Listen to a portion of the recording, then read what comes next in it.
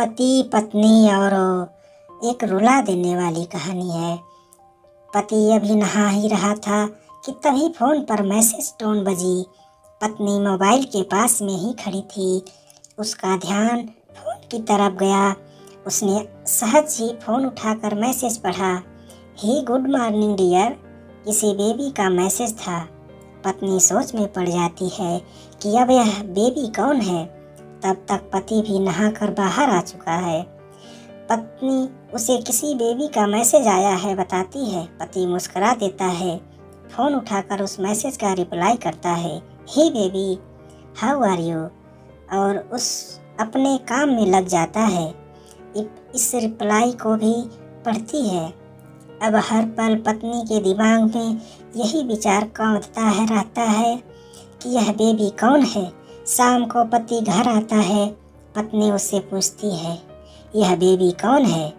पति जवाब में सिर्फ मुस्कुरा देता है और फिर से अपने काम में लग जाता है। 2-3 दिन बाद बीत जाते हैं। उन बेचारों ने अभी तक पत्नी का पीछा करना नहीं छोड़ा था और फिर से पति के मोबाइल पर फिर एक बार बेबी का मैसेज आता है, आज तो मिलोगे कि नहीं, तुम्हारी बहुत याद आ रही है। इस मैसेज ने आग में घी का काम किया। पत्नी का शक और भी ज़्यादा पक्का हो गया। बीच बीच में ऐसे मैसेज का आदान प्रदान होता रहता और पत्नी के मन में शक की जड़ें और गहरी होती गईं। पति पूछने पर भी जवाब में सिर्फ मुस्कुराहट के और कुछ नहीं कहता।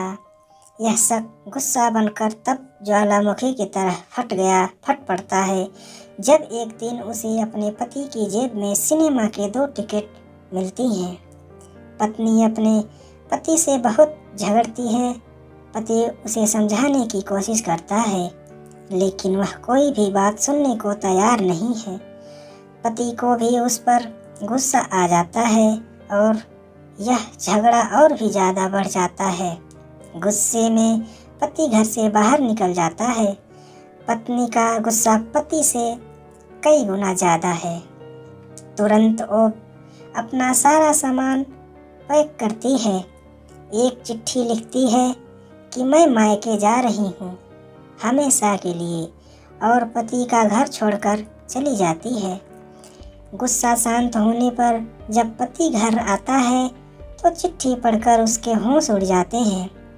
10 दिन बीत जाते हैं और गांव के उस घर पर डोरबेल बजती है जहां पत्नी रहने चली गई है। पत्नी दरवाज़ा खोलती है। दरवाजे पर 10 साल की एक छोटी बच्ची हाथ में चिट्ठी लिए खड़ी है। वह पत्नी को वह चिट्ठी देती है।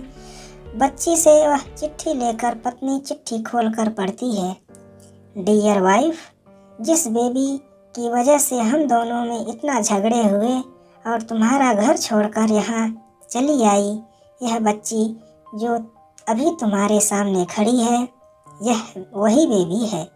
अनाथ आश्रम की एक प्यारी बच्ची इसी के साथ में बातें करता था, सिनेमा जाता था। पहली बार जब तुमने बेबी के बारे में पूछा था तो मैंने जानबूझकर तुम्हें नहीं बताया था। सोचा था थोड़ा मजाक करता हूँ, देखता हूँ तुम कैसे रिएक्ट करती हो, लेकिन मैंने यह कभी नहीं सोचा था कि तुम्हारा शक इतना बढ़ जाएगा कि तुम घर ही छोड़कर दोगी। हाँ, सबसे ज़रूरी बात, यह तो बेबी है, यह किसी और की नहीं बल्कि तुम्हारी ही बेटी है। रुको, अपने आप को संभालो और आगे की बात ध्यान से पढ़ो। हमारे शादी के 2 साल पहले की यह बात है। तुम अपने कॉलेज के लास्ट ईयर में थी। तुम्हारे प्रोफेशन में नोट्स लेने के बहाने तुम्हें बुलाया था और तुम्हें चाय में इन नशीली दवा खिलाकर ना करने वाला काम किया था। इससे तुम्हारी कोई गलती नहीं थी, लेकिन कुदरत ने अपना काम किया और तुम्हारे पेट में इस बेबी को डाल दिया। काफ़ी प्रयास करने के बाद भी अबॉर्शन नहीं हुआ तो तुम्हारे घर वालों ने समाज के डर से तुम्हें 6 महीने तक घर में ही रखा। तुम्हारे पिताजी खुद एक डॉक्टर हैं, इसलिए यह बिन मांगा बच्चा बड़ी आसानी से बिना किसी को कानों कान खबर हुए इस दुनिया में आया। भविष्य में तुम्हारी शादीशुदा जिंदगी में कोई प्रॉब्लम ना हो, इसलिए तुम्हारे पिता ने इस बच्चे को गांव के एक अनाथ आश्रम में छोड़ दिया। यह बच्चा मतलब यही बेबी जो अभी तुम्हारे सामने खड़ी है। अगर अभी भी विश्वास नहीं हो रहा है तो इस बच्ची के गाल का वो तिल देख लो, जो शायद तुमने उसे आखिरी बार रोते हुए देखा होगा, या फिर अपने पिताजी से पूछ लो। तुम्हें पता है अभी भी तुम्हारे मन में यह सवाल उठ रहा होगा कि यह सब मुझे कैसे पता।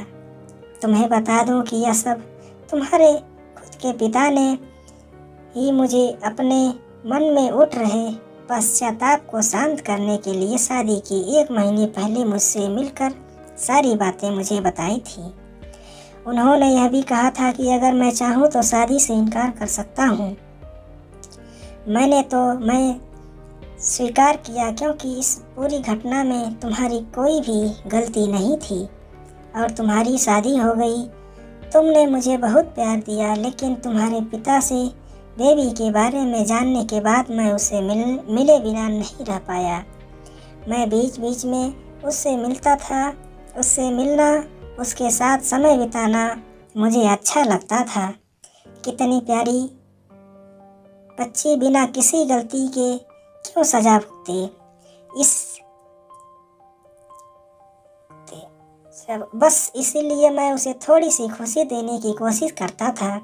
बस मुझे इतना ही कहना था। अब अगर तुम मुझे फिर से अपने घर आकर मेरे साथ रहना चाहो, तब और सिर्फ तभी गैलरी में आ जाओ। तुम्हारा और सिर्फ तुम्हारा डियर पति। बिना एक क्षण की देरी के पत्नी दौड़कर गैलरी में पहुंची और रास्ते पर उसका पति खड़ा था।